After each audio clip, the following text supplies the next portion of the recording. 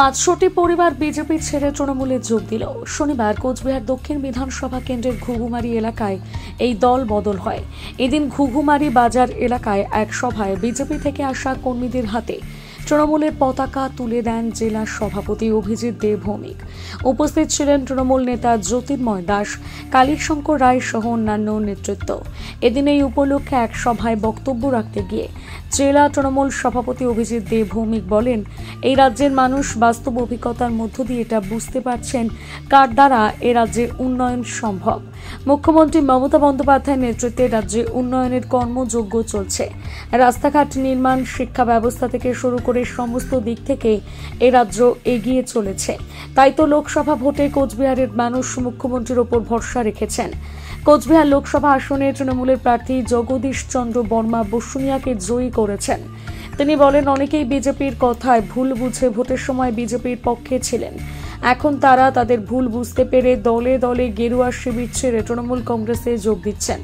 এদিনের এই সভায় ঘুঘুমারি ও তার আশপাশ এলাকার বহু তৃণমূল কর্মীর সমর্থকেরা অংশ নেন। এটা ঘুঘুমারি অঞ্চল, কোচবিহার দক্ষিণ বিধানসভা কেন্দ্রের প্রত্যেক বুথের থেকে প্রায় 500 কর্মী বিজেপি তারা তৃণমূল কংগ্রেসে যোগদান করলেন।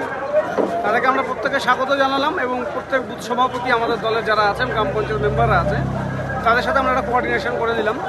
সকলে মিলে একসাথে যাতে কাজ করতে পারে, সকলকে কাজের সুযোগ আমরা দেব। উন্নয়নের নিরিখেই সকলে যোগদান করছেন। কুচবিহারে যে ব্যাপক কাজের উন্নয়ন শুরু হয়েছে এবং ইতিমধ্যে এই দক্ষিণ বিধানসভা কেন্দ্রে শুধুমাত্র আমাদের এই অ্যাসেম্বলিতে 18 কোটি টাকার কাজ হচ্ছে উত্তরবঙ্গ উন্নয়ন দপ্তর থেকে।